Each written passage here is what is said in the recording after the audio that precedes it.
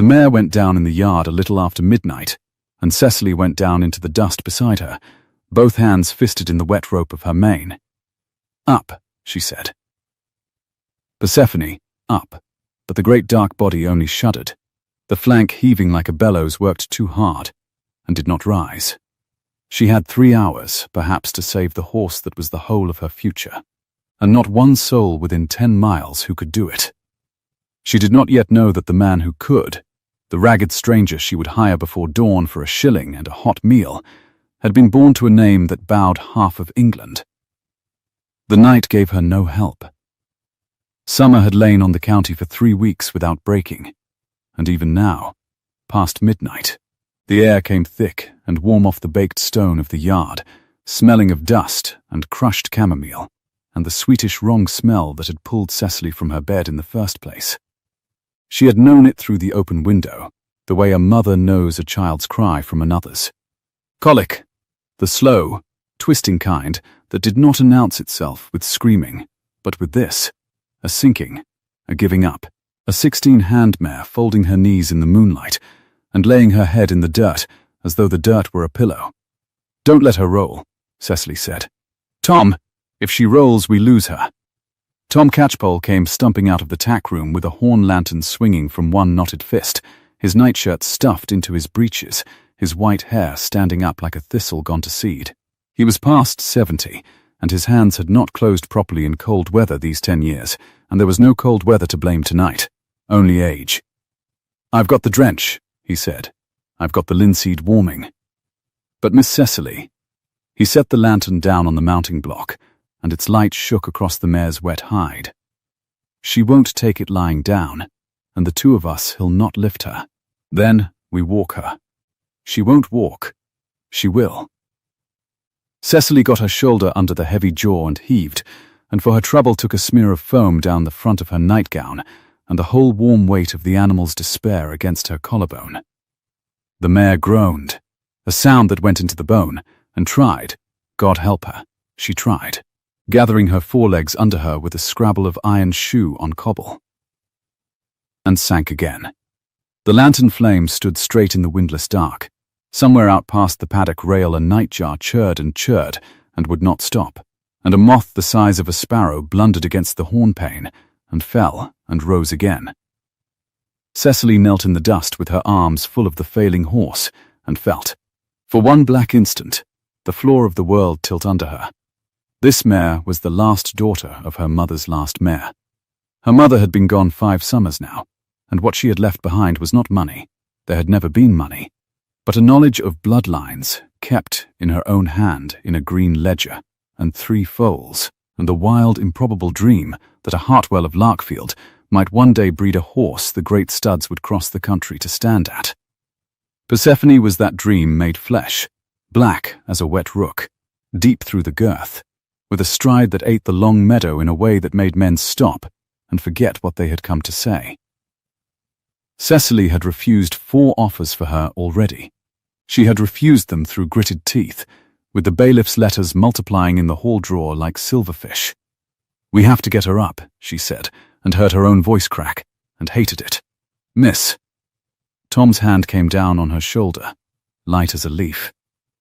"I'll go for Mr. Felgate, miss. Felgate is at the Tewkesbury Fair until Thursday, and he could not set a hen's leg sober." She wiped her face with the back of a filthy wrist. "There is no one, Tom. There is only us." And the night, and the heat, and the slow turning of a thing inside her horse that she could not reach with her 2 hands. It was then that the gate latch lifted. She heard it before she saw anything, the small iron complaint of a latch she oiled herself, lifted by a hand that knew to lift it slowly, and she came up onto her knees with her heart slamming, because Larkfield lay a mile from the turnpike down a lane that led nowhere but here, and no honest body walked it at 1 in the morning. A man stood in the gateway with the moon behind him. He was tall, that she saw first, the way he filled the gap in the wall, and travel had used him hard. A coat gone shapeless and pale at the seams, a shirt open at the throat, dust to the knee, and a bundle slung from a stick over one shoulder, in the way of men who walked from one hiring fair to the next, with everything they owned knocking against their spine. His face she could not read, but he had stopped dead at the sight of the down horse, and something in the stillness of him was not the stillness of a stranger deciding whether to run. "This is private ground," Cesily said. Her hand found the carriage whip leaning against the mounting block and closed on it, not because she meant to use it, but because her fingers wanted something. "The house is full of men and dogs. The house held one old groom, a deaf cook, and a spaniel that loved thieves." The stranger did not move toward her and did not move away. He looked at the mare a moment longer, and when he spoke his voice came low and even out of the dark, with no plea in it and no apology. "She has not long been down," he said. "How long?" It was so exactly the question she would have asked that it stopped the breath in her throat. "An hour," she said. "Perhaps a little more." "Has she passed anything? Dung?" "No, nothing since yesterday noon." "Has she been at New Clover? Or grain left where she could reach it?" The far paddock. There was clover.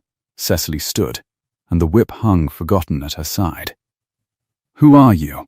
But he was already through the gate, already setting the bundle down against the wall with the unhurried economy of a man laying down a tool he meant to take up again, and crossing the yard to the mare not as a stranger crosses to a strange animal. Wide, wary, hands up, but straight, low. Talking the whole way in a register so quiet it was almost no sound at all, a kind of weather rather than words. Persephone's ear came round to him. That ear had not come round for Tom, who had foaled her. "Steady," the man said. "Steady, my beauty." None of this, now. He laid the flat of one hand on the heaving flank and held it there, reading her the way Cesily read her, and Cesily, kneeling again opposite him in the dust, close enough now to see him in the lantern light, caught herself looking not at the mare but at the hand. It was a brown hand, scarred across 2 knuckles, the nails cut short and square. A working hand. But the wrist that turned out of the frayed cuff was clean to a degree that a week of dusty roads did not explain, and when he spoke to the horse the words came shaped, every consonant set in its place, like coin new from the mint. She filed it away the way she filed everything: rough coat, clean wrist, a tramp's bundle, a gentleman's vowels, and asked the only question that mattered. "Can you get her up?" Not yet. He had his ear nearly to the mare's belly now, his eyes shut, his whole attention gone down into the animal. She is too far into herself. If we haul her up now, she will only go down harder and twist a gut, and then nothing will serve. He opened his eyes and looked at Cesily across the dark, wet barrel of the horse, and it was the first time she had truly seen his face, and even afterward she could never have said what color his eyes were, only that they took the measure of her in a single sweep. The whip, the ruined nightgown, the bare feet, the foam on her collarbone, and arrived at some private conclusion he did not share. "Have you oil of turpentine? Laudanum, if there is any in the house?" And linseed warmed but not hot. "The linseed is warming," Tom said, hovering, turps in the cupboard. "Laudanum." He glanced at Cesily. "There is laudanum," she said. There was a little. There was a brown bottle in her mother's old medicine chest that she had not been able to make herself empty out. "Tom, fetch it." And the turpentine. And a clean drench horn.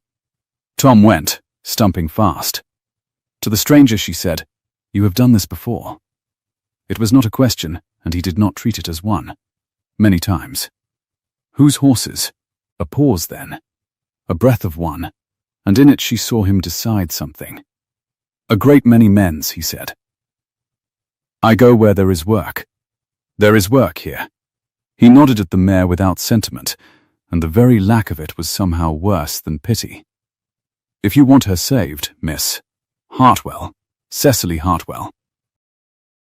"Miss Hartwell, then we have an hour to turn her, and I will need your hands, and I will need you to do precisely as I say, and not a degree more or less. Can you?" Pride rose in her like heat off the cobbles. She had been doing as she pleased on this ground since she was 9 years old. She had buried a dream, and refused 4 fortunes, and held the place together with her own 2 hands, while her father retreated to his study and his old grievances. And here was a man in a dead beggar's coat, telling her to obey. She looked at Persephone. The mare's eye had gone half dull, the long lashes matted, and her breath came shallower now, and there was no fortune and no pride in the whole turning world worth the price of that breath stopping. "Yes," Cesily said. "Tell me what to do." What followed she would remember for the rest of her life in fragments, the way one remembers fever, by the senses, not the order, the reek of warmed linseed and the sharper bite of turpentine. The man's voice threading through all of it, low and unbroken, telling her now lift the lip, now hold. Now let her have it slow or she'll choke, and her own hands obeying before her mind had caught the words. The drench going down, the mare's throat working. The dreadful long minutes of nothing. "Now we walk her," he said at last, when the moon had moved a hand's breadth down the sky. "Not because walking cures her, because if she lies she will roll, and if she rolls we are finished. We keep her on her feet, and we keep her moving, and we wait for the medicine and her own body to do the work. It is the dullest thing in the world and the hardest. Do you understand?" "I understand walking a horse," Cesily said.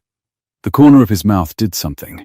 Not a smile. She would not have called it a smile, but a small movement of acknowledgement, there and gone. "Then between us we shall bore her back to health. Up, my lady. Up now. There, there." And the mare came up. Cesily never knew how he did it. There was a heave. A word, a shifting of his shoulder against the great dark shoulder, and the whole 16 hands of her came lurching, staggering, swearing up off the cobbles, and stood, splay-legged, and trembling, and alive. Cesily made a sound she was not proud of. The man took the lead rope from Tom's shaking hands, as though it were the most natural transfer in the world, and set the mare walking. One slow circuit of the yard, then another, his stride matched to the animal's, the lantern throwing their joined shadow huge, and wavering up the stable wall. They walked her until the sky over the eastern wood went from black to the colour of a bruise to the colour of a ripe peach. They walked her through the first dawn chorus, the blackbird and then the thrush, and then the whole riot of them in the hot still hedges, through the moment when the first horsefly woke and the cock in the next farm split the morning open. Cesily walked beside the man, because she could not have gone in and slept if her life had hung on it. They did not speak much. Twice the mare made as though to buckle, and twice his voice caught her, and held her up out of nothing but sound. And somewhere in the 3rd hour, between the dark and the day, Persephone stopped, planted her 4 feet, lifted her tail, and at last, magnificently, disgracefully, did the thing they had been praying for since midnight. Tom laughed out loud.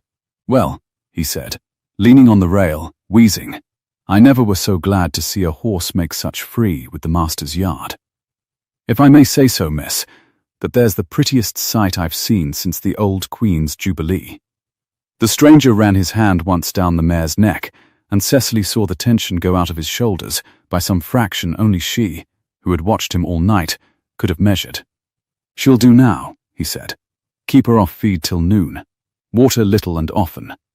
She'll be cross as a magistrate by tomorrow, which is how you'll know she's well." He looped the lead rope over the rail and bent for his bundle, and Cesily understood, with a small absurd jolt, that he meant to walk back out the gate and down the lane and out of her life as quietly as he had come into it.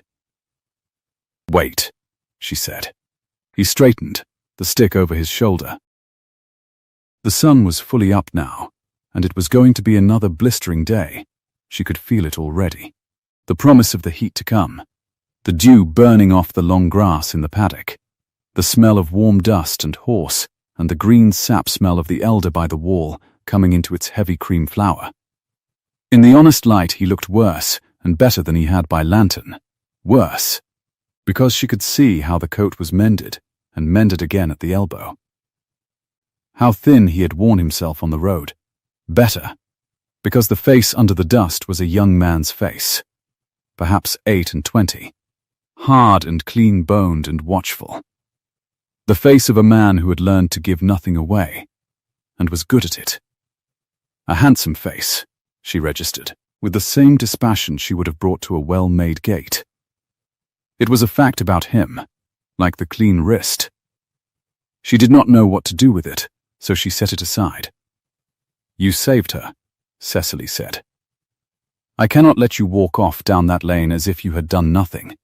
I did the work in front of me. There is no debt in it. There is to me." She lifted her chin. "I am offering you a place. We have need of a man who knows horses. God knows we have need of one. And you are looking for work. You said so yourself. The wages are poor, and I will not pretend otherwise. There is a room over the tack room, and your board. And," she did the arithmetic in her head, swift and ruthless, the way she did everything, and named a sum that shamed her even as she said it, and 8 shillings the month, which is robbery, and which is all there is. He looked at her for a long moment, and something moved behind his eyes that she could not name. Not offence, not gratitude. Something nearer to amusement, and under the amusement something that might almost have been pain. 8 shillings, he repeated. It is an insult. I know it is an insult. Cecily's cheeks were burning, and she would not let her voice show it. But I would rather insult you honestly than starve you with a fair wage I cannot pay. You may take it, or take the lane. I will not think the worse of you for the lane. Tom had gone very still by the rail. The stranger set the stick down again. He looked at the mare, who had dropped her dark head to waffle at the man's sleeve as though they were old friends, and he looked at the failing house behind Cesily with its blistered paint and its one shuttered wing, and he looked last and longest at Cesily herself, standing barefoot and filthy and unbowed in the wreck of her nightgown, with the whole of her pride held together by will alone. "You'll want my name," he said. "I'll want your name." "Crew." He said it after the smallest hesitation, the way a man says a word he is trying on. "Nathaniel Crew. And where are you from, Nathaniel Crew?" "North," he said, "far enough north that it does not signify here." It was no answer at all, and they both knew it. And Cesily, who had spent the night with her arms around a fading horse and had nothing left in her for delicacy, let it stand. A man who could do what he had done in her yard could keep his secrets in his bundle for all she cared. She needed his hands. The whole house ran on what she could wring from too few hands. 8 shillings, then, Miss Crew, she said, and held out her own, grimed, scratched, smelling of linseed and worse. "And no man here is called Mr. You'll be Crew to me and to Tom, and you'll start by mucking out the box you're about to put that mare into, because I have not slept, and I am in no humor to do it myself." Something kindled in his face at that, a quick, surprised warmth, swiftly governed, and he took her hand. His grip was dry and certain, and entirely improper, holding a beat longer than a hireling's grip had any business to, and she felt the 2 ridges of scar across his knuckles, and the unmistakable softness of a palm that, whatever it had done this past week on the road, had not done the rough work of years. She filed that away too. "As you wish, Miss Hartwell," said the man who called himself Crew, and bent to pick up a pitchfork. She slept until noon, and woke with the bar of sun across her bed gone white hot, and the certainty, before she was fully awake, that something had changed in the shape of her days. She lay a moment, listening. There was a new sound in the yard below, the steady rasp of a brush over hide, and under it that low, unbroken murmur, the man weather, the voice that the mare turned her ear to. Cesily got up, washed in tepid water, dressed herself in the saffron-yellow muslin that had been good 3 summers ago, and was now merely the cleanest thing she owned, and went down. He had not only mucked out, he had mended the broken hinge on the second loose box that she had been meaning to see to since Lady Day. He had set the leaking trough to rights. He had Persephone gleaming, the black coat brought up like the surface of a deep pool, and the mare stood with her nose in the corner, sulking exactly as he had promised she would. He worked without hurry and without rest, and he had stripped to his shirt sleeves in the heat, and Cesily stood in the cool of the stable doorway with the smell of fresh straw and saddle soap and warm horse all around her, and watched him a moment before he knew she was there, watched the breadth of the shoulders under the coarse linen, the unconscious authority in the set of him, the way the half-dozen tasks of a neglected yard had arranged themselves around him in a single morning, as though they had only been waiting to be told. "He is no more a hired groom," said the cool, dry voice at the back of her mind, the one her mother had given her along with the green ledger, "than I am the Queen of Sheba." But that was a problem for a day when she had 8 shillings to spare for problems. She did not, today, Crew. He turned and inclined his head, not a servant's duck of the chin, she noticed, but a small, precise bow, governed an instant too late into something humbler. "Miss Hartwell, the mare, mending. She'll be sound by Saturday. You bred her yourself?" My mother began the line. "I have carried it on." She said it plainly, but he was watching her too closely, and she felt the words come out with more underneath them than she had meant to give. "She is the 3rd generation. There has been nothing like her in this county, and there will be nothing like her again. And She stopped. She did not confess her ambitions to her own father, who thought a daughter's business was the still room. She certainly did not confess them to a tramp she had hired at dawn. "She matters to me," Cesily finished. "That is all you need to know." "It is not all I know," said Crew. She looked at him sharply. "You can hide a great deal, Miss Hartwell," he went on, evenly, drawing the brush down the mare's flank, "but you cannot hide a breeding plan from a man who reads horses. 3 loose boxes kept perfect, and the rest of the yard falling down. A mare worth 400 guineas, and a trough you have been mending with string. A lady who refuses offers she cannot afford to refuse." He set the brush in its bucket. "You are not keeping a horse. You are building a stud. On nothing. In secret. Against the wishes of someone." His eyes met hers. "I do not ask whose wishes. I only say that I see it, and that a thing built so carefully against such odds is generally worth the building." For a moment Cesily could not speak.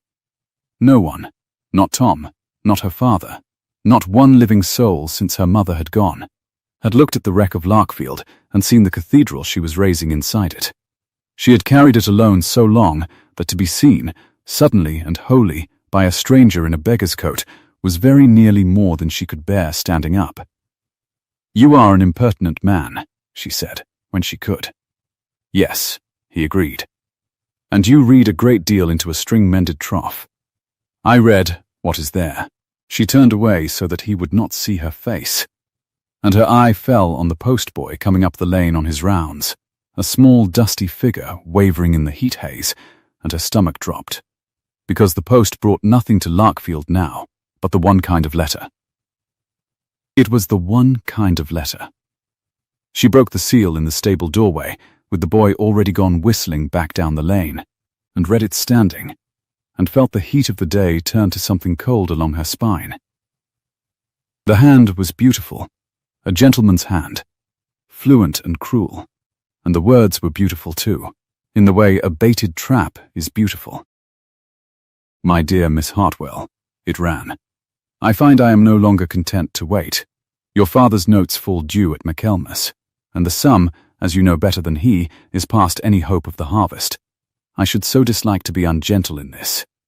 There is a remedy that would settle all and leave you mistress of more than you now command, and you are too clever a creature not to know what it is. I shall do myself the honour of calling at Larkfield within the fortnight to hear you say yes.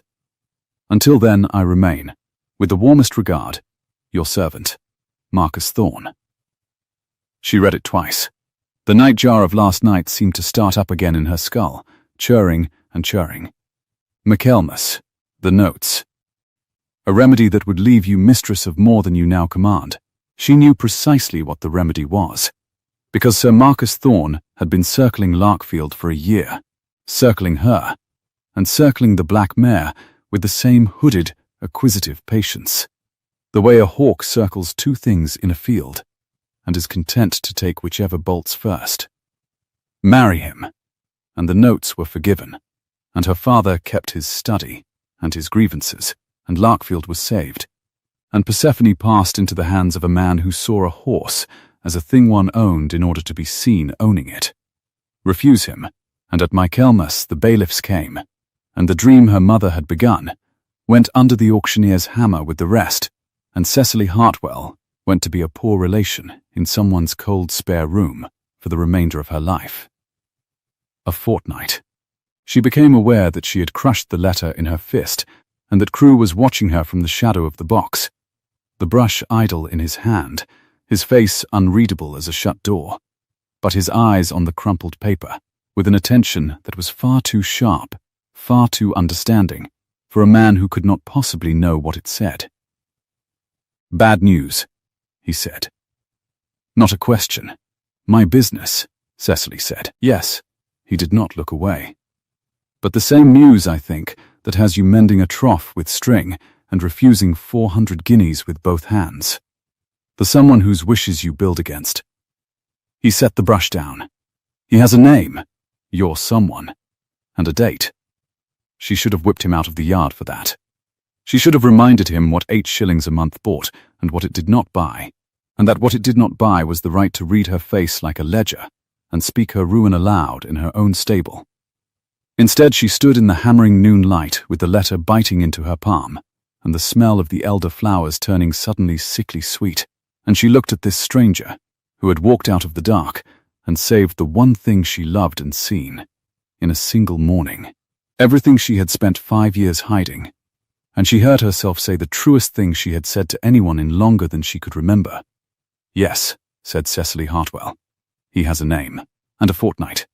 She lifted her chin, though her hand was shaking. "And I would sooner sell the shirt off my own back and yours with it, Mr. Crew, than let him have her. The trouble is that I have no notion under heaven how to stop him. And now, God help me, the only man at Larkfield who looks as though he might is a tramp I hired at dawn for 8 shillings and a meal, and will not tell me where he comes from." For a long moment the man who called himself Crew said nothing at all. A bee went droning through the hot doorway between them. Out in the paddock the saved mare lifted her dark head and whinnied at the day.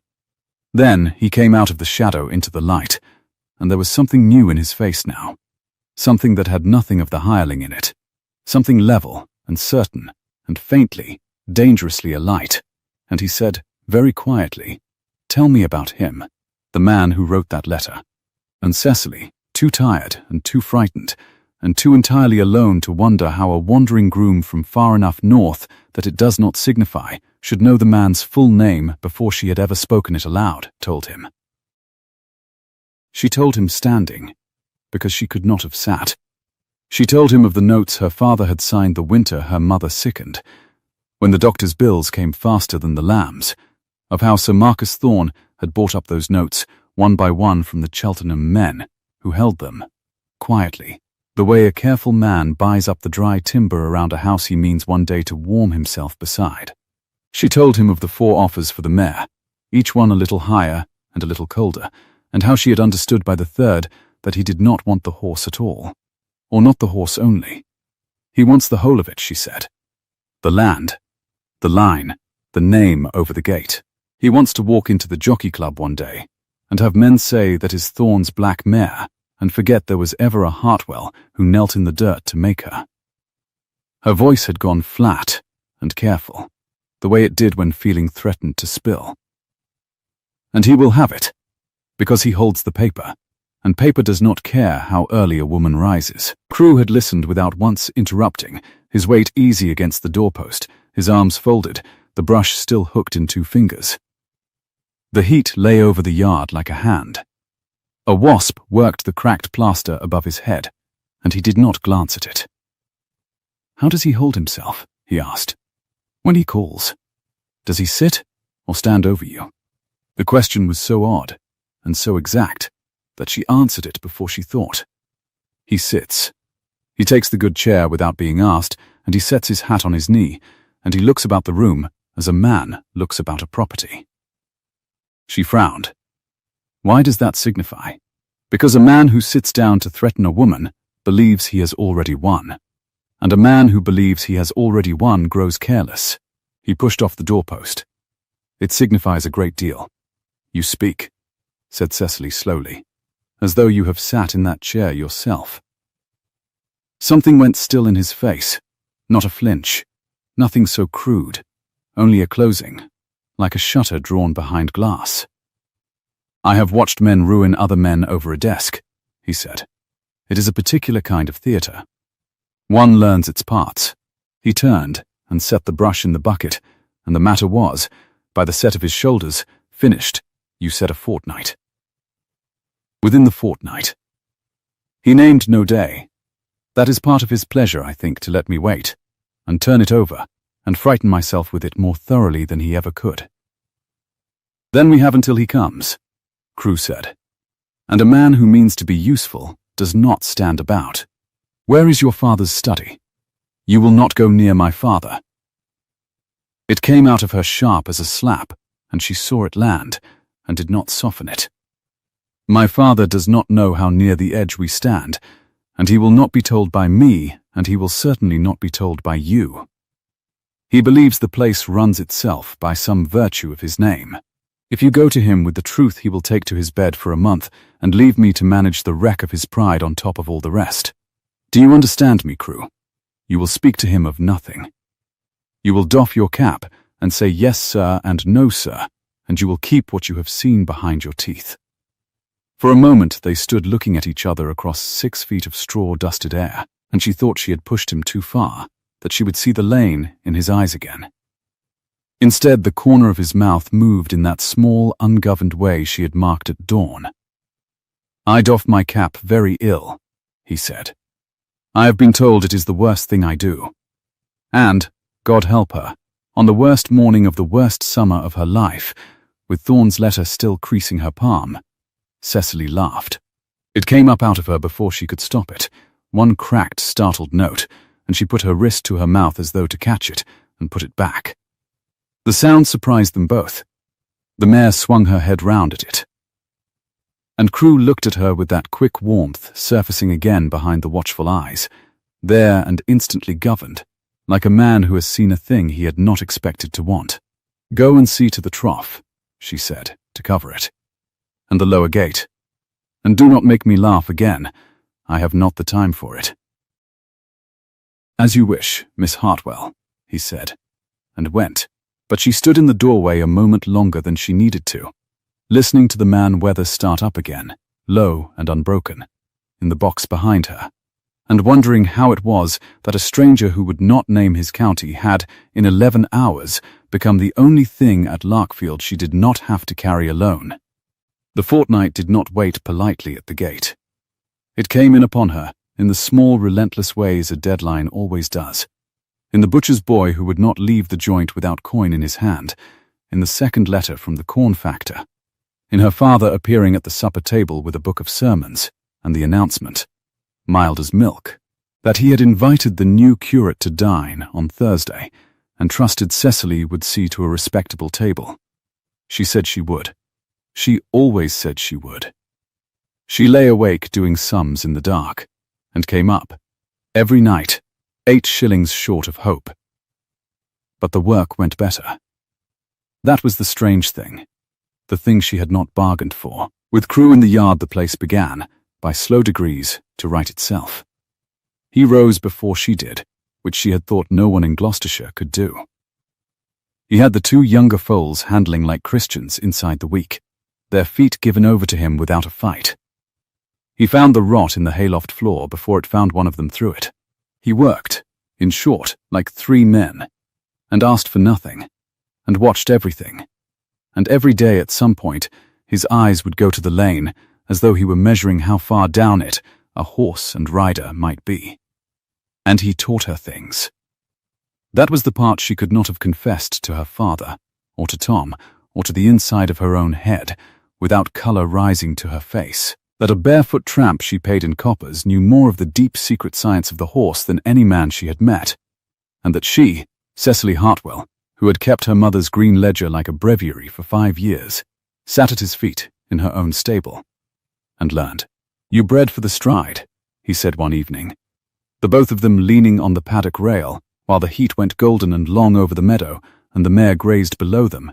Sound now, glossy, magnificent. It was well done. "But you bred the temper hot to get it, and a hot mare throws you one foal in 3. You cannot sell to a gentleman, only to a man who can ride the lightning. You'll want to cool the line. There's an old strain, coach blood, unfashionable, plain as a pudding to look at, that lays a sweetness over the fire without losing the engine of it." He said it idly, looking at the mare, the way another man might remark on the weather.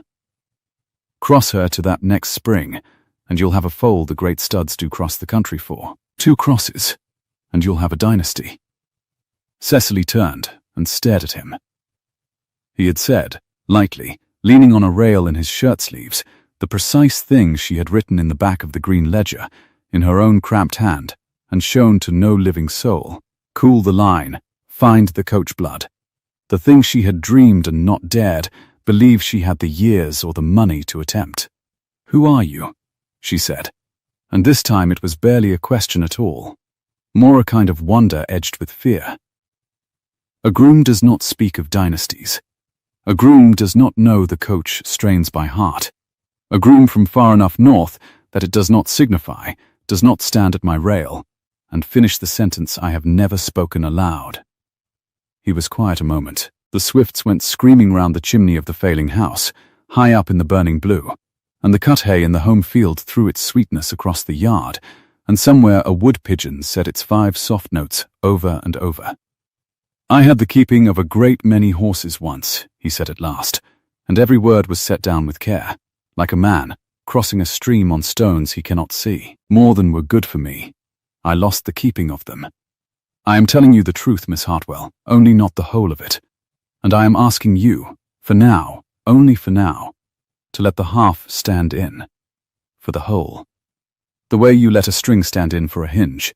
He looked at her, and the alight thing was in his eyes again, banked low. "I will do you no harm. I think you knew that in the yard at midnight, before you knew anything else. Did you not?" She had. That was the maddening truth of it. She had stood with a whip in her hand and a stranger in her gate, and known, in the animal part of her that her mother had trusted above all reason, that the man meant her no harm. She had staked the mare's life on it, and won. "I knew it," she admitted. "I do not know why I knew it. It is a foolish way to keep house. It is the only way worth keeping it," he said. And there it was again, that turn of phrase, that easy gravity, the certainty of a man pronouncing on how a house should be kept, who had walked up her lane with everything he owned knocking against his spine. She filed it away with the clean wrist and the soft palm and the small unservile bow, the whole growing ledger of things about Nathaniel Crew that did not add. The column would not balance. She was beginning to suspect, with a feeling that was not entirely dread, that it was never meant to. "Thursday," she said, pushing back from the rail. "We have the curate to dine Thursday, and a joint I have not the means to pay for, and I will think about your coach blood and your dynasty when I am not lying awake over a butcher's bill. Good night, Crew, good night, Miss Hartwell." And then, as she reached the gate, "The yellow becomes you better than you let it. The muslin. You wear it like a flag of surrender, and it is nothing of the kind." She did not turn round. She would not give him the satisfaction, but she felt the warmth go up her throat in the cooling dusk, and she carried it, absurdly, all the way across the yard and into the cold, dim house, and was angry at herself for carrying it, and carried it still. He did not wait the fortnight. Sir Marcus Thorne came on Tuesday, 4 days early, in the full blaze of the afternoon, and he did not come alone, and he did not come quietly. Cesily heard the carriage on the lane while she was up to her elbows in the still room, and knew it for his by the very smoothness of it. No farm cart ever rolled so well sprung over the ruts, and she had time only to drag her sleeves down and pull the cap from her hair before the wheels swung into the yard and stopped. He stepped down as a man steps onto land he has already surveyed. He was, as Crew had warned her villains always were, a handsome man, fair, high-coloured, beautifully dressed for the country in dove and bottle green, his boots holding their polish against all the dust of the lane. A man of perhaps 32, who had never in his life knelt in dirt for anything. He had brought a groom of his own on the box, and a thin clerkish person beside him in black, who carried a leather case, and the sight of that case turned Cecily's stomach to water, because she knew what a man brought a clerk and a case to a country yard to do. Miss Hartwell. He came across the cobbles smiling, drawing off one glove finger by finger. Forgive the want of ceremony. I found I could not bear to wait the full term of my own threat. You see how honest I am with you. I am come to be answered. You are come 4 days early, said Cecily, and unasked, and with a man of business at your heel. That is 3 discourtesies before you have had your hat off, Sir Marcus. My father is at his books. Your father. Thorne's smile did not falter. It deepened, grew indulgent, and that was worse. Your father, Miss Hartwell, is a charming relic who could not tell you within £300 what he owes me, nor within 3 months when it falls due. I had as soon discuss the future of Larkfield with the spaniel. No, it is you I came to see. It was always you. His pale eyes went past her, sweeping the yard with that proprietor's ease, and found the paddock and the black mare standing in it against the green, and stopped there with a hunger he did not trouble to hide.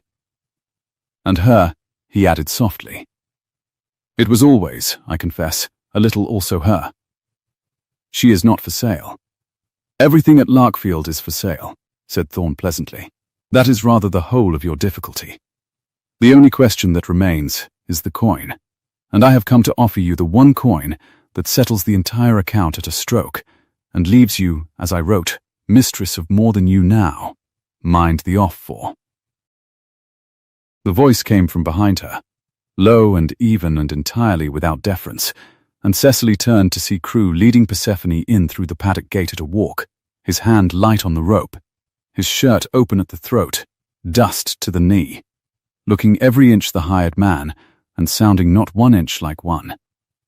He had not raised his voice. He had merely said it, mind the off for, to Thorne's own groom, who had drifted too near the mayor's quarters with the careless confidence of a town servant, and the groom had stepped smartly back without thinking, obeying the authority in it before he had decided to. Thorne turned. He looked at Crew for a long moment, and something flickered across the handsome face. Not recognition, Cecily thought, watching him with her heart going hard. Not quite that, but a kind of snagging, the way silk snags on a rough nail, a momentary catch of attention that the man himself did not seem to understand. And who, said Thorne, is this? My groom, said Cecily. Your groom corrects my man in my hearing. Your man was about to be kicked, said Crew, looping the rope over the rail without haste, in your hearing. I judged the warning the smaller discourtesy. He straightened and met Thorne's eyes, and for one breath the yard was very quiet, only the swifts, and the mare's breath, and the small sound of the clerk shifting his leather case from one hand to the other, and Cecily saw, with a jolt that went through her like cold water, that the 2 men were of a height, and that the ragged one was not looking up. I do not know your face, Thorne said slowly. There is no reason you should, and yet I feel that I do. The pale eyes narrowed, the catch of attention deepened to something more deliberate. Where do you come from, fellow? North, said Crew. North. Thorne let the word hang, turning it over, and Cecily watched him decide, watched him weigh the impertinent groom against the afternoon's true business, and set the groom aside. For now, as a man sets aside a card he means to play later. How very illuminating. You keep an insolent stable, Miss Hartwell. I shall improve it. He turned his shoulder on Crew with deliberate completeness, and gave Cecily again the whole of his indulgent smile. But we were speaking of coin, you and your man's manners can wait upon his betters. Shall we go into the house? My clerk has the papers. There is a settlement drawn that I think even you, clever as you are, will find it hard to call ungenerous. We will speak here, said Cecily, in the yard, in the sun. I do not bring men of business into my mother's parlour to tell me how I shall be sold. A flush came up under Thorne's high colour at that, the first crack she had seen in the lacquer, and the clerk's eyes went down to his case, and the groom found something to do with the buckle. The mare stamped once, and Crew, leaning now against the paddock rail with his arms folded and his face shut and watchful, did not move at all. But Cesily felt him there at her back, the way she had felt him in the dark beside the down horse. A steadiness, a weight on her side of the scale, and she stood the straighter for it. "As you like," said Thorne, recovering, cold now under the warmth. "Here, then. The terms are these. I forgive the notes, every penny, signed back to your father. The slate clean. The bailiffs that I assure you would otherwise be in this yard by Michaelmas never come. Your father keeps his books and his dignity to the end of his days. And Larkfield," he glanced again, helplessly, hungrily, at the black mare, Larkfield, "and all that stands in it, becomes mine in the only way that need not shame anybody, which is to say through the perfectly respectable instrument of a wedding ring. You will be Lady Thorne. You will want for nothing. You will breed your horses, if it amuses you, on my money and under my name." He spread his hands, reasonable, beneficent. "I cannot conceive what there is in such an offer for a woman in your position to refuse." "No," said Cesily. "I do not imagine you can. Then you accept." "I refuse." The word fell into the hot yard and lay there. The clerk's head came up.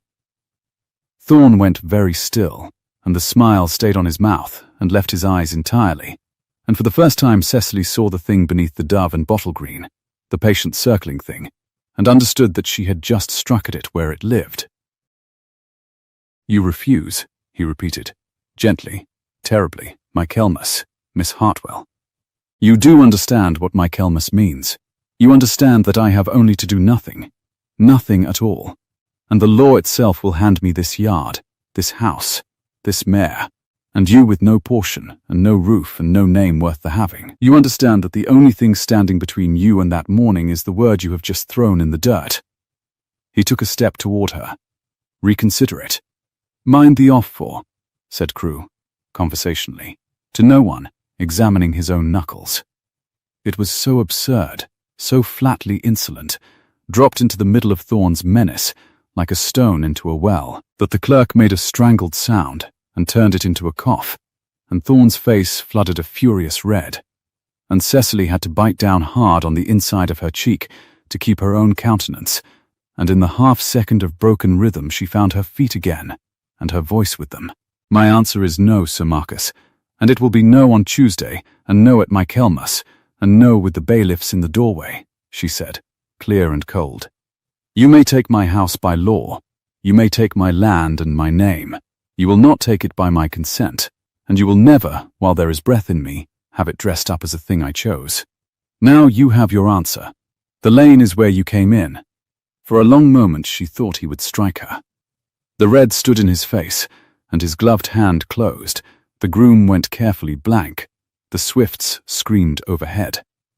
Then Sir Marcus Thorne mastered himself with a visible, frightening effort, and the lacquer came down over the fury smooth as poured wax. And he smiled at her once more, and it was the smile that frightened her worst of all the afternoon. "You are magnificent," he said quietly. "I had not thought you would be quite so magnificent. It will make the having of it the sweeter." He drew his glove back on, finger by finger. "Michaelmas, Miss Hartwell. I am a patient man. I have nothing whatever to do but wait, and watch this charming ruin sink, and be here in the doorway on the morning it goes under, to offer you my hand a second time, to a woman with nothing left to refuse me with." He turned for the carriage, and then, as if remembering a trifle, turned back, and his pale eyes went to Crew, and rested there, and the catch of attention came into them once more, sharpened now to a point. "And I shall make some inquiries, I think, about your groom from the north. There is a thing in his face I cannot place, and I find I do not care to leave it unplaced. Good day to you." The carriage took him smooth and well sprung down the lane and out of sight, the clerk, and his unopened case beside him. And the dust hung gold in the air behind it, for a long time in the windless heat. Cesily found she was shaking. She had not known it until the wheels were gone. Now it came up through her all at once, the held breath and the held terror, and she put one hand on the warm top rail of the paddock to steady it, and was furious to find she needed to. "Tuesday," she said. "He came 4 days early to put me off my balance, and he will come earlier still next time, and there is no next time, there is only Michaelmas." She turned on Crew, because he was there, because her fear wanted somewhere to go. "And you, what in God's name possessed you?" "Mind the off for." "Twice. To a baronet who holds the paper on my whole life."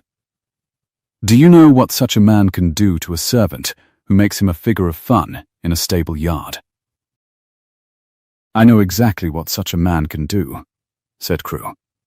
The lightness had gone out of him entirely now. He was watching the empty mouth of the lane where the dust still hung, and his face had set into something hard and old and certain that she had not seen on it before. "I know it better than you can imagine. That is why I said it." He looked at her. "A man like Thorne wins by being the only weather in the room. Everything bends to him, because no one will not bend. So you give him one small thing that does not bend, a groom who will not be afraid, a girl who will say no in the sun, and he learns, in the place beneath his thinking where these things are learned, that this is ground that fights back. It will not save you. But it costs him, and a man who has begun, however little, to be cost, is a man who can be beaten." He paused. "I have made him notice me. That was ill done, and I knew it was ill done as I did it, and I would do it again, because he frightened you, and I find I cannot abide to watch you frightened." Cesily stood very still. It was the most he had said of himself in 4 days, and the least guarded, and through the cold of her own fear she felt it land somewhere it had no business landing. She looked at this man, this ragged, soft-palmed, dynasty-talking, baronet-baiting stranger, who would not name his county, and finished the sentences she had never spoken, and the whole unbalanced ledger of him rose up in her at once, and she heard her mother's dry voice say again, clear as a bell, across 5 summers, "No more a hired groom than I am, the Queen of Sheba." "He means to make inquiries about you," she said slowly. "You heard him. He has a long arm, and a long memory, and a clerk who does nothing all day but find things out. Whatever it is you are not telling me, Crew, whatever the whole is that you have asked me to let the half stand for, he is going to go and turn it up. And when he turns it up, he will use it, against you and against me, because that is the only thing such a man knows how to do with a fact." She held his eyes. "So I will ask you once, plainly, and you may answer me or take the lane, and no hard feelings. Is there a thing in your past that Sir Marcus Thorne can use to break us both?" And for the first time since he had walked out of the dark and into her gate, Cesily watched the man who called himself Nathaniel Crew open his mouth to answer her, and find, plainly, that he did not know how. For a moment the only sound in the yard was the mare tearing idly at a wisp of hay, and the swifts, and somewhere beyond the wall a scythe whetting in the long heat of the afternoon. Crew stood with his mouth open on an answer that would not come, and Cesily watched the struggle move across his face, the way wind moves across standing barley, a thing she could see the shape of, but not the cause. "You need not make it a song," she said, more gently than she meant to. "Yes or no? Is there a thing he can use?" Yes, the word came out of him rough, as though it had cost him something to lift. He turned from her and laid his scarred hand on the warm top rail, and looked down the empty lane, where Thorne's dust still hung gold and slow in the windless air. "There is a thing, not a wrong I have done, a thing that was done to me, which in the eyes of the world serves quite as well. Tell it me. I cannot tell it whole." "Then tell it lame," Cesily said, "and I shall walk on the half of it as I have been doing these 4 days. I am grown clever at it." He almost smiled. She saw it nearly happen, and then not. I told you I had the keeping of a great many horses, he said. That was true.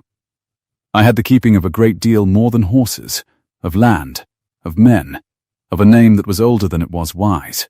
And while I was abroad upon that name's business, a kinsman of mine, a man of my own blood, who stood next in the way of all I held, put it about that I was unfit to hold it, that my wits had gone, that I must be set aside for my own protection, and the protection of what was mine, and given over into careful hands. His knuckles whitened on the rail. His hands. Cesily stood very still.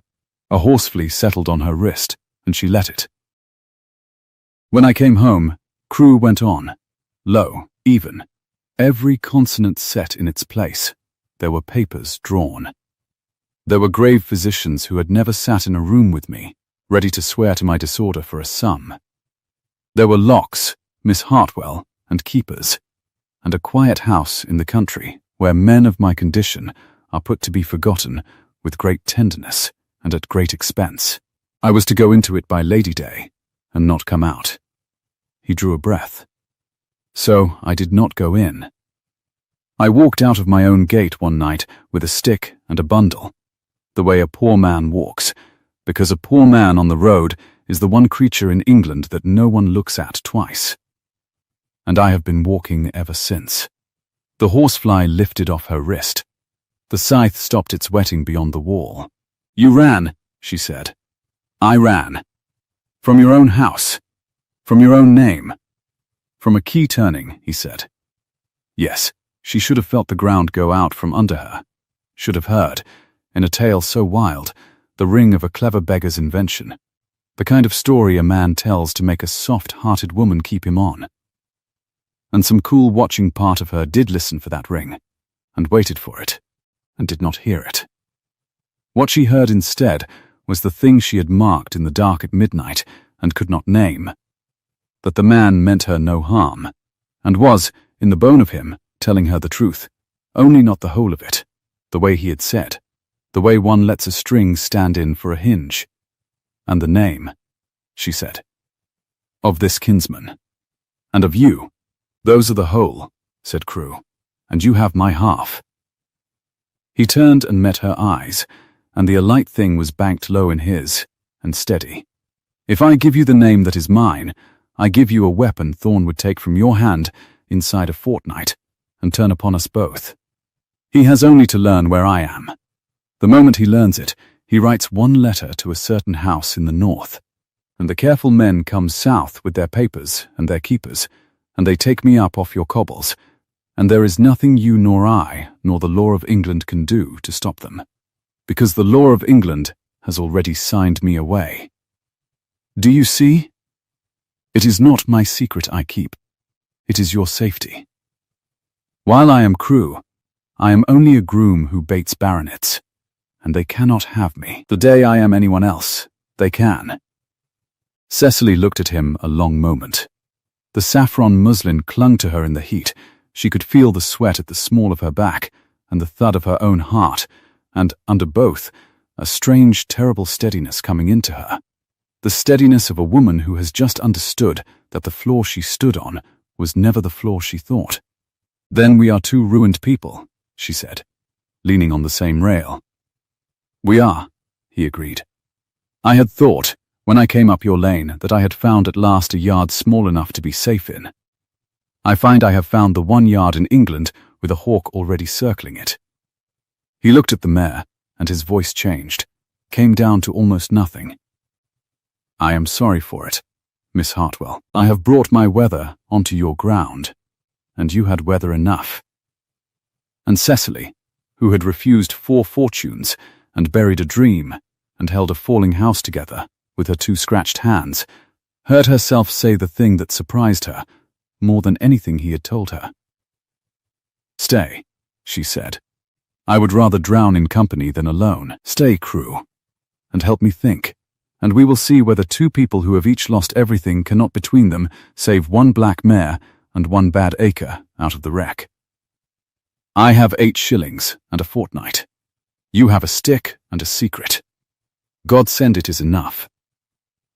He looked at her as though she had handed him something he had not dared ask for. "It is poor capital," he said. "It is all there is," said Cesily. "Now come in out of the sun before we both take a fever, and bring the green ledger from the tack room. If we are to gamble, I will know first exactly what we have to lose." They worked that evening at the kitchen table by the light of a single tallow candle, because the beeswax was kept for the parlour, and the parlour was kept for men like Thorne. The cook had gone to her sister's. The father was abed with his sermons. The house had emptied down to the two of them, and the moths that came blundering soft against the window, and the dense green smell of the night garden breathing in through the open casement. Cesily set the green ledger between them, and turned it to the page she had shown no one, and watched his face as he read her mother's hand, and her own beneath it, the careful columns, the dreamed crosses, the line written small at the bottom, "Cool the line, find the coach blood," that he had spoken aloud at the rail before he had ever seen the page. "You did not guess that," she said. At the rail. "You did not guess it." "No." He turned a leaf with one blunt, clean finger. "I have read the same sum 100 times in 100 better books. Your mother was no fool, and you are less of one." He tapped the column. "Here you have been breeding to sell at 3 years, and taking what you are offered. That is starvation farming. You sell the mare's get, and you sell the dream with it, a guinea at a time." He looked up. "There is another way to play a horse like Persephone, and it is the way the great men play it, and it wants nerve and not money, which is fortunate, since nerve is the one coin you are not short of. Tell me." "You do not sell her foal," he said. "You run it. There is a meeting at Marsh Comberton at the month's end, a gentleman's affair, the studs all there, the men who matter walking the rope with their pocketbooks and their pride. You put her best yearling colt in the trial gallop, and you let the right men watch him move. You do not ask a price. You let them ask it of you. One good gallop in front of the right eyes, Miss Hartwell, and a Hartwell colt is no longer a thing sold off a string-mended yard for ready coin. It is a thing the great studs cross the country for, your mother's very words, and a man who could clear your father's notes twice over offers you a partner's hand, not a buyer's." The candle threw his face half in gold and half in dark. "It is the difference between selling the goose and selling shares in the eggs." Cesily had stopped breathing. It was audacious. It was exactly, gloriously, terrifyingly the thing she had never let herself imagine, to walk into that company, a portionless woman with a falling house, and make them come to her. "Marsh Comberton is Thorne's country," she said. "His people will be there. Thorne's people will be there." Crew agreed. "And Thorne wants the world to call that mare his, so we will give the world a reason to call her yours, in front of him, where he cannot stop it without showing his hand. A man like that fears one thing above ruin, and it is being made small in a crowd. We made him small in your yard for the price of a jest. We will make him small at Marsh Comberton for the price of one good gallop." He sat back. "It is a gamble. The colt may not gallop true. The right men may look the other way.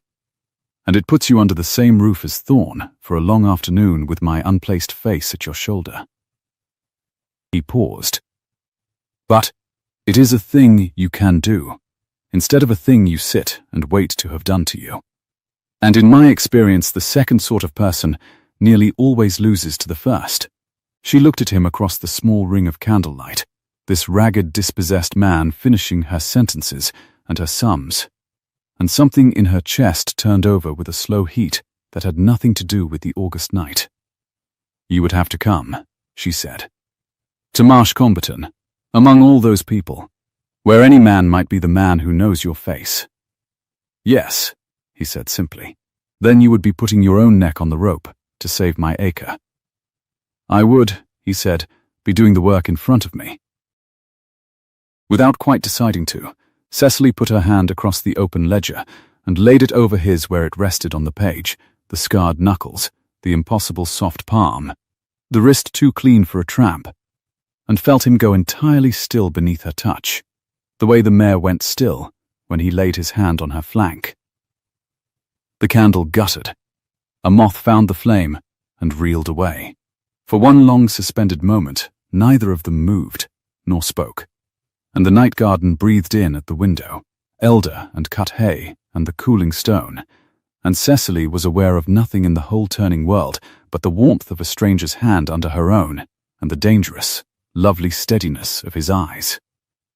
Then, somewhere out in the dark, a horse on the lane threw up its head and whinnied, and a man's voice, low and unfamiliar, answered it, and the spell broke like a dropped glass.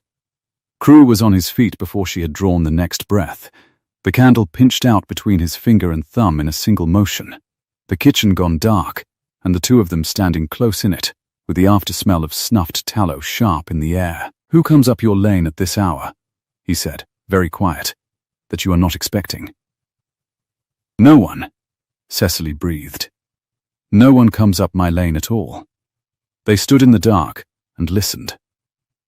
The hoofbeats came on slow and careful, a single horse, well shod, ridden by a man who did not wish to be heard hurrying, and stopped, by the sound of it, at the turn before the gate, where a rider could sit and watch the house without being seen against the sky. A long silence. Then, the creak of leather as the man shifted his weight, and the chink of a bit, and after a while the slow, careful retreat of the same hoofs back down the lane, the way they had come. He did not knock, Cesily whispered. No, Crew's voice had gone flat and old, the voice she had heard once before, watching the empty mouth of the lane where Thorne's dust hung. "He came to see whether there was a horse he knew in your yard, and a light he could read by, and a man standing in it. He has gone to tell someone what he saw." She felt rather than saw him turn toward her in the dark. "Thorne has been quicker than I feared. He said he would make inquiries. He has made them, and they have answered, and the answer has put a watcher on your lane within the week. You cannot know it is for you. I can know it," he said, "because no one has ever in 5 years put a watcher on Larkfield for you, and the one thing that is new at Larkfield is me."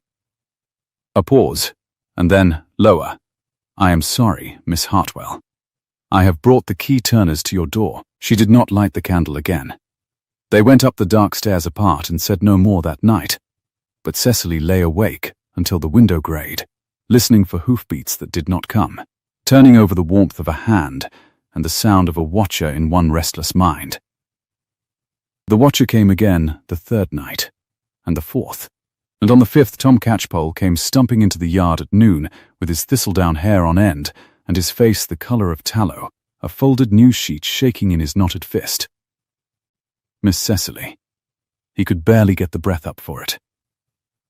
"Miss Cesily, there's a man been in the plough at Comberton these 2 days, standing drinks and asking questions. And the questions—" He stopped and looked at Crew, who had gone motionless by the loose box with a hoof-pick idle in his hand. "The questions are after a gentleman gone missing out of the north. A great gentleman. They're saying there's a reward out for word of him, a reward to make a man's eyes start, and a paper printed with his description, and Hob the potman swears the description fits." Tom's old eyes went helplessly to Crew and away. "Fits a man tall and dark, and 8 and 20, with 2 scars across the back of his right hand, that talks like quality and goes about like a tramp." The hoof-pick dropped from Crew's fingers and rang on the cobbles. Cesily took the news sheet out of Tom's shaking hand and read it standing in the blaze of noon, and the heat of the day went to ice along her spine for the second time in a fortnight. It was there, in cold print, between an advertisement for a strayed bull and a notice of a turnpike trust, a sum offered, an enormous sum, a fortune, more than Larkfield was worth twice over, for true intelligence of the whereabouts of a person of rank lately absent from his estates and believed to be wandering in distress of mind, by order of the family and their men of business, and a description that fit the man before her as a glove fits the hand that wore it. "Distress of mind," she read aloud, and her voice came out strange to her own ears. "Wandering in distress of mind, by order of the family." She lowered the paper and looked at him over the top of it. "This is your kinsman's hand. This is the careful men. They have found your trail in the south, and they have set the whole county to bring you in for the price of a farm." "Yes," said Crew. "And Thorne has read it." She felt it click into place, cold and complete, the way the last figure clicks a long sum into a total. Thorne read it, or his clerk did, and Thorne looked at my insolent groom from the north with the 2 scars on his hand, and Thorne put his finger on you. And Thorne sent a man up my lane every night this week to be sure of his ground before he reaches for the reward." Her hands had begun to shake. She set the paper down on the rail to stop them. "He will not even need to marry me now, will he? He has found a better coin. He has found you." Crew bent, slowly, and picked the hoof-pick up off the cobbles, and turned it over in his fingers, and his face when he raised it was a stranger's face. Not the watchful hireling, not the man who had laughed her into laughing, but something stripped down to the bone of him, level and grey and very tired. "He has 2 coins now," Crew said, "and he is a careful man, so he will spend the cheaper first. If I am still in this yard when he comes back, he takes the reward. And he is the man who restored a great family their lost gentleman, and his name is made, and his pockets filled. And your notes still fall due at Michaelmas, and you are no nearer saved, only robbed of the 1 pair of hands that might have helped you. That is the cheap coin." He set the pick on the rail beside the paper, precise, deliberate. "The dear coin is that he comes to you with the news sheet in his hand, and he says, 'Marry me, Miss Hartwell.' Or I tell the world that the missing madman of the north has been lodging in your stable this fortnight, sharing your candle, eating at your board, alone with you in an empty house, and your name goes down to the gutter with mine, and your father's with it, and there is no offer left for you in all of England but mine." He looked at her. He need not even lie. "The plainest truth will hang us both. That is what such a man does with a fact. You said so yourself, in this very doorway, a week ago." Cesily stood in the hammering light and looked at the wreck of every plan they had made by candlelight. Marsh Cumberton, the colt, the right men, the partner's hand, and watched it all turn to ash in the space of a printed page. Distress of mind. Wandering. A reward to make a man's eyes start. "You let me hold your hand last night," she said, and heard the crack in it, and despised the crack. "You let me make my mad schemes, and lay my plans, and dream of galloping a colt to save us, and the whole time you knew this paper was loose in the world with your face upon it. You knew there was a fortune on your head, walking about my yard. You sat at my table, and finished my sentences, and you did not tell me that the one thing more dangerous to Larkfield than Sir Marcus Thorne was the groom I had taken in out of the dark. I did not know of the reward until this moment," he said steadily. "I swear that to you. I knew they hunted me. I did not know they had printed me, nor named a sum, nor brought the chase this far south. Had I known there was money on my head, I would never have come up your lane. I would have starved in a ditch sooner than bring this to your door." His jaw tightened. "But I will not stand here and tell you the rest is not true. It is true. Every danger you have just named is real, and it is mine, and I carried it into your house in my bundle, and there is no unsaying it now." "No," Cesily agreed. Her eyes were stinging, and she would not let them spill. "There is no unsaying it." She looked at the paper, the ink already blurring in the heat shimmer off the rail. "How long?" "Before Thorne comes back to spend his coin." "Days," said Crew. 2, 3, no more. He will want to be certain, and he will want his clerk and his papers, and he will want it done where it stings you most. He will come in the full of an afternoon as he came before, and he will think himself the only weather in the room." He drew a long breath. "And there is a choice in it, Miss Hartwell, and it is yours to make, and not mine, so I will lay it plain as I can. I can take the lane tonight. I can be 40 miles north by the time he reaches your gate, and then he has no madman in your stable to threaten you with, and no reward to claim, and you are left with your own troubles only, which God knows are enough, but which are yours, and clean, and have nothing of my key-turners in them. That is the one way." He paused. "Or I can stay, and if I stay, then sooner or later, to save you, I must stop being Crew. I must stand up in front of those people and be the man on that paper, and the moment I am the man on that paper, the careful men come, and the key turns, and the quiet house in the north opens its doors for me after all. His voice did not waver. One of us walks free of this. It cannot be both. So you must tell me, while there is still a night to do it in, do I go or do I stay? And Cesily Hartwell opened her mouth to answer him, and found, plainly, that she did not know how, because every word that rose in her was the wrong one, the selfish one, the one that kept him and undid him in the same breath, and she stood mute in the noon, with the choice burning in her hands like the paper itself. She never gave the answer, for while she stood there with it unspoken between them, the gate latch lifted, that small iron complaint of the latch she oiled herself, and this time it was lifted by a hand that did not know to lift it slowly, and a horse came clattering into the yard hard-ridden and lathered, and after it a second, and the man on the first was down off it before it had stopped, a hard-faced man in a plain dark coat cut for riding, dust to the eyes, a folded paper of his own thrust into his glove. His gaze went round the yard once, fast and trained, over Tom, over Cesily, and came to rest on the man standing by the loose box with a hoof-pick on the rail beside him, and stopped, and changed, and the hardness in his face cracked open into something Cesily had never in her life expected to see a grown man turn upon her 8-shilling groom. The stranger swept the dusty hat from his head and bowed, low and complete, and helpless with relief, and when he straightened the words came out of him hoarse and shaking, and they were the words that took the floor of the world out from under Cesily Hartwell at last and entirely. "Your Grace," the man said. "Thank God. We have hunted you the length of England, Your Grace. You must come home. Your Grace," the man said again, as if the word might fix the thing in place. Thank God.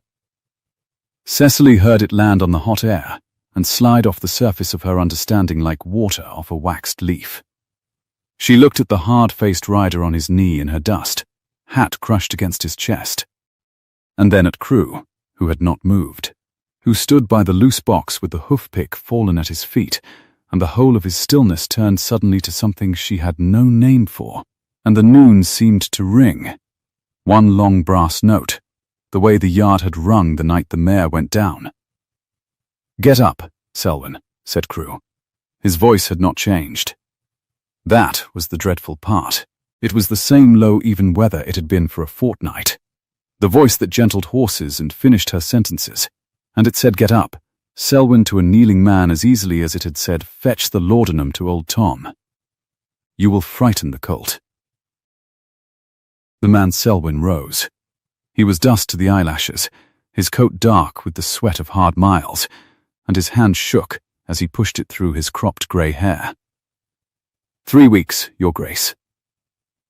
3 weeks I have ridden every fair and coaching house from the border down, a half-day behind Vane's men the whole of it, putting out one fire and lighting under another, praying I should reach you first. His eyes went over Crew, the frayed coat, the open throat, the dust to the knee, the pitchfork leaning where he had left it, and his mouth worked.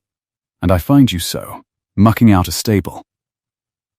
God forgive your cousin, God forgive me, that I let it come to this. My cousin, said Crew, I will attend to myself. He bent, unhurried, and picked the hoof-pick up off the cobbles, and set it on the rail with the same care he gave everything. And only then did he turn and look at Cesily, and for the first time since he had walked out of the dark, she saw him brace for a blow. You are a duke, she said. I am Nathaniel, he said. The rest is a thing other men decided about me, before I was old enough to refuse it. You are a duke.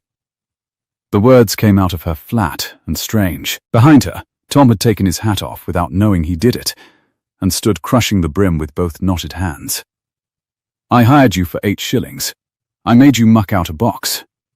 I told you no man here was called Mister, and set you to mending my trough with string, and the whole time her throat closed.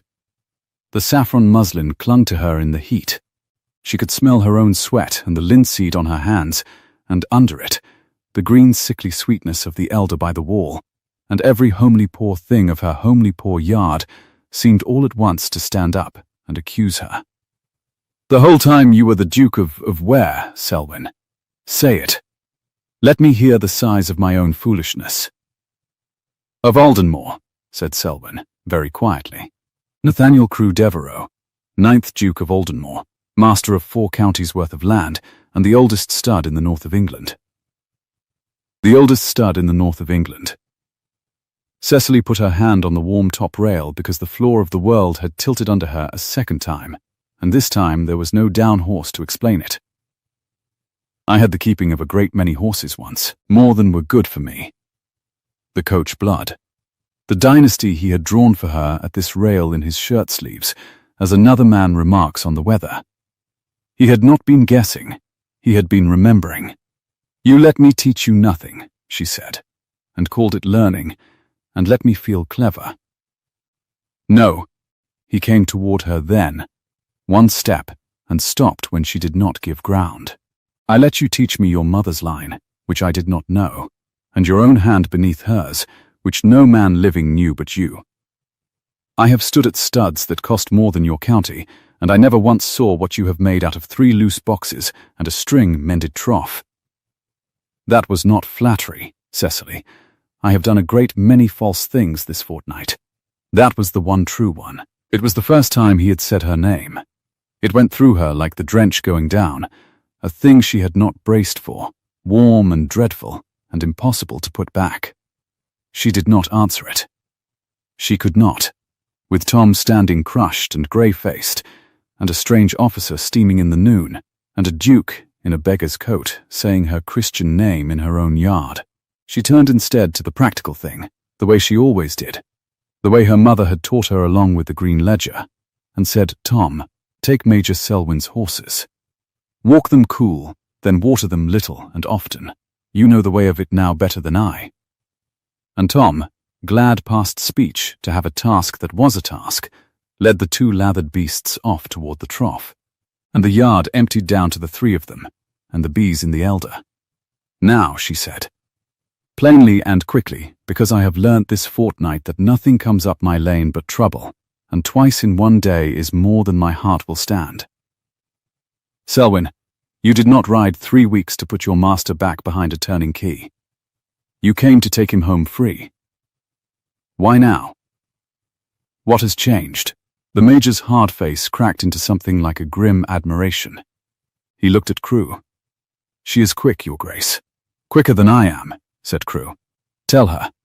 She is in it to the throat already. She has earned the whole of it." Selwyn drew a folded paper from inside his sweat-dark coat. Not the printed news sheet, but a thick, close-written sheet, sealed and resealed. "Your cousin overreached, Your Grace. Greed always does.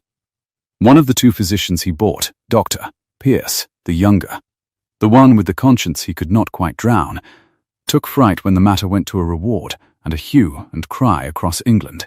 He has sworn an affidavit. Here, he held it out, and Cecily saw the Duke's clean, scarred hand close on his own, undoing and saving both. He recants every word. He swears he never examined you, that the certificate of your disorder was written to Mr. Vane's dictation for £200, and that you are as sound in your wits as any man in the kingdom. Mr. Hartley the solicitor has it sealed in London. But, and here the Major's voice tightened, it is worth nothing, Your Grace, nothing at all, unless you stand up in your own person before the commissioners and the Lord Chancellor's man, and be seen sound, before the term day. After it, your cousin's interim guardianship is made perpetual by default, and no affidavit on earth unmakes it. And the term day, said Cecily, with a cold certainty climbing her spine, because she already knew. She had known since the Major said before the term day, the way she had known colic through a shut window. Michaelmas, said Selwyn. The same word, Thorne's word, the word stamped on her father's notes and on her own ruin, and now on the Duke of Aldenmore's, all 3 falling due on the one autumn morning, as though the whole turning year had narrowed to a single hinge. Cecily laughed, one cracked note, the wrist to her mouth, the same startled sound he had drawn out of her at the rail. "Michaelmas," she said. "Of course. We are all of us due at Michaelmas. There is a kind of economy in it." She lowered her hand. "Then you must go north, Your Grace. Tonight, you cannot waste a day of it on me." "No," he agreed. "I cannot." And the word, plainly meant and plainly true, was the worst thing she had felt all the long, terrible day, until he said the rest of it. "Which is why we will be done with Sir Marcus Thorne first. For I find I cannot ride north, and leave a hawk in your field, Cesily, and look at myself in any glass thereafter." He came that afternoon, as Crew had foretold he would, in the full blaze of it, the well-sprung carriage rolling smooth into the yard, where no farm cart ever rolled so well. Cesily heard it from the doorway, and felt the old sickness rise, and then felt it steadied, because the Duke of Aldenmore stood at her shoulder in his beggar's coat, with his arms folded, and Major Selwyn stood washed and grim at the paddock rail, and the black mare grazed sound and glossy in the green behind them. And for once, the weather in the yard was not all thorns to make. He stepped down as he had before, drawing off one glove finger by finger, the clerk and the leather case behind him, and the news sheet held loose and lordly in his free hand, like a man holding a winning card he is in no hurry to lay. "Miss Hartwell." The smile was all indulgence. "I come, I fear, with grave intelligence, and a heavy heart, and one last kindness." His pale eyes flicked to Crew, and warmed with triumph. "I had begun to wonder about your groom from the north. I wonder no longer. I have here a printed paper, and a sum, and a description, and the description fits your man, as the husk fits the corn.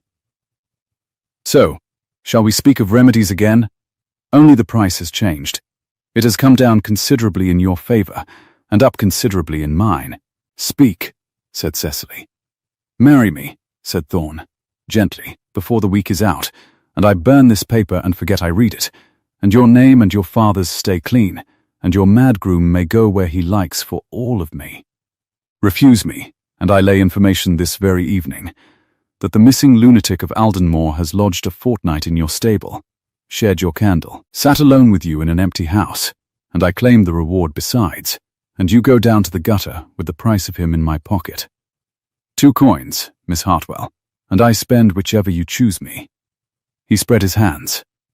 "I am, you see, still the most patient man in Gloucestershire." The clerk had opened the leather case upon the mounting block. Cesily could see the papers in it, her father's notes, the whole bundle of her family's ruin, tied in faded tape, and the sight of them did not turn her stomach to water as it had a fortnight since. She found she was very calm. She had stood with her arms round a fading horse at midnight and learned what fear was. This handsome circling man, for all his coins, was a smaller thing than that. "You have made one error, Sir Marcus," she said. "I never make errors. It is my whole art. You have made one." She did not raise her voice. "You came to threaten me with a madman. There is no madman at Larkfield." And she stepped aside and let him look full at the man beside her, who unfolded his arms and straightened out of the hireling's slouch he had worn for a fortnight like a coat, and became, between one breath and the next, without a word, entirely himself. Thorne's smile did not falter at once. That was the strange thing, the thing Cesily would remember. It took a moment for the truth to climb behind his eyes. The height, the bearing, the clean, cold authority of a man who had never in his life knelt for anything either. The snag of attention she had watched catch on him a fortnight ago caught now and held and tore. "Sir Marcus Thorne," said the Duke of Aldenmore. "We have not been introduced. You will forgive my dress. I have been working. Major Selwyn," Crew went on, in that same even weather, never lifting it past the murmur a horse turns its ear to, "is my man of business, and was, before that, a soldier, and is in possession of a sworn affidavit, sealed by my solicitor in London, declaring me as sound in mind as any man in England, which the Lord Chancellor's commissioners will confirm in their own persons within the fortnight. So you will find there is no lunatic for you to inform upon, Sir Marcus. There is only a duke. You may, of course, still lay your information. He let it sit a moment in the hammering heat, the bees working the elder, the mare tearing at the grass. Tell the county that the Duke of Aldenmore passed a fortnight under Miss Hartwell's roof. I do urge you to, for I shall be standing beside her when you do, and I shall be telling the same county that I have asked Miss Hartwell to be my wife, and that she has been so good as to consider it. And then we shall see whose name goes down to the gutter, and whose is merely talked of, most enviously, for a season. The clerk had gone the colour of his own paper. Thorne's high colour drained and then flooded back dark, and his gloved hand closed on the news sheet and crushed it, and Cesily watched the patient circling thing beneath the dove and bottle green come at last fully into his face, and find, for the first time in its careful life, nothing to circle but its own ruin. You think rank protects her, he said, low and shaking. I hold the paper. I hold the notes. Duke or no, the law hands me this yard at Michaelmas, and the notes, said the Duke, are the one matter on which I came prepared to be generous, since you have brought them so conveniently in a case. Selwyn, the Major crossed the cobbles, drew a folded draft from his coat, and laid it on the mounting block beside the open case, a banker's draft, Cesily saw, drawn on a London house, the figure on it larger than any she had written in 5 years of writing 2 small figures by candlelight. The full sum of Mr. Hartwell's obligations, Sir Marcus, Selwyn said, at face, in good funds, which is a deal more than you paid the Cheltenham men for them. His Grace buys back every penny of paper you hold over this house. You will sign them over, here, now, in this yard, in the sun, or you will explain to the commissioners, who take a particular interest in such things, precisely how you came to be circling a great family's missing duke for a reward, while courting the lady who sheltered him. For a long moment nothing moved but the dust. Then Thorne, with a hand that was no longer quite steady, took the clerk's pen, and bent over the mounting block, and signed his patient circling year away across the faded tape, one note after another, while the mare grazed, and the swifts screamed, and Cesily Hartwell stood and watched the whole weight come off her shoulders, so suddenly she had to set her hand again on the warm rail to keep her feet. The Duke picked the bundle up himself. He turned the topmost note over, and read aloud, evenly, the one line written across its back in Thorne's own beautiful, cruel hand, assigned, without reservation, to the bearer. And then he laid the whole of it in Cecily's 2 scratched hands, the ruin and the saving both, tied in its own old tape. Yours, he said. It was always yours. He only borrowed it a while. You are magnificent, said Thorne from the carriage step, with the lacquer back over the fury and his voice thin as paper, throwing her own afternoon's word back at her like a stone. I hope he keeps you better than this ruin could. Mind the off-for, said Cesily. And Major Selwyn made a strangled sound, and the clerk dropped his case, and Sir Marcus Thorne went smooth and well sprung down the lane and out of her life for the last time, the dust hanging gold and slow in the windless heat long after the wheels were gone. She found him in the stable, as the light went long and golden over the meadow, doing the last thing she would ever have asked a duke to do, running his clean scarred hand down Persephone's black neck, saying his low good night to her in the man weather that the mare turned her ear to. He had not changed his coat. He had a duchy and an affidavit and 100 grooms waiting on him in the north, and he stood in his frayed seams in her failing stable because the horse had wanted settling. You must go, she said from the doorway. The smell of fresh straw and saddle soap and warm hide was all around her, and the cut hay through the open hatch, and under it the cooling stone. Tonight, you said. You cannot keep the commissioners waiting on a horse. I cannot keep them waiting at all. He did not turn. Selwyn has the chaise put to. I shall ride through the night and be north by Michaelmas, with a day to spare, and I shall stand up before the Lord Chancellor's men, and be looked at, and be found sane, and have my name handed back to me by the same law that signed it away. Now he did turn, and the alight thing was in his eyes, no longer banked.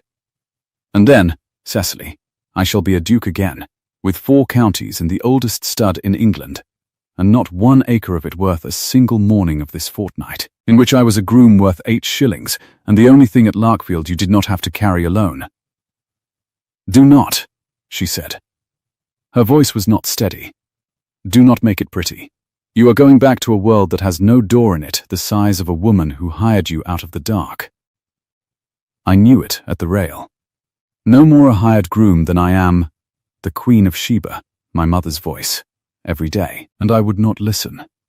I have 8 shillings and a string-mended yard, your grace, and you have.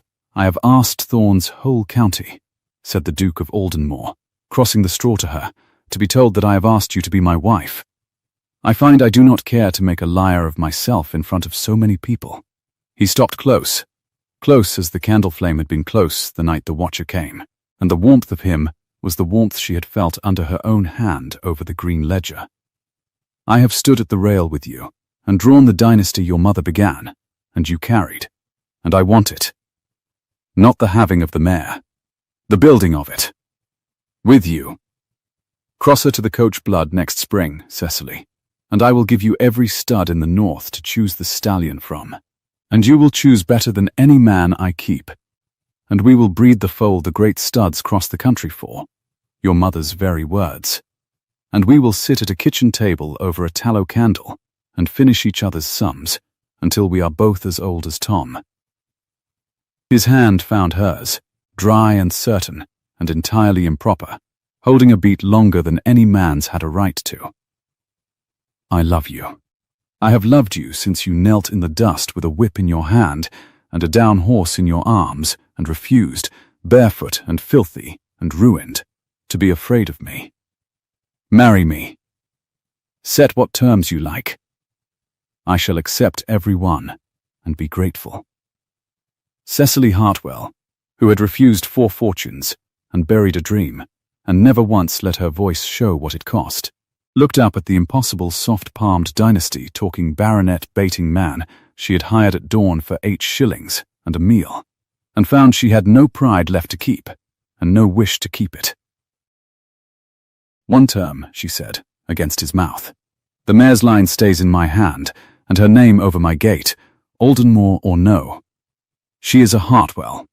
She will breed Hartwells. Done, he said. I should not have dared offer for you on any other.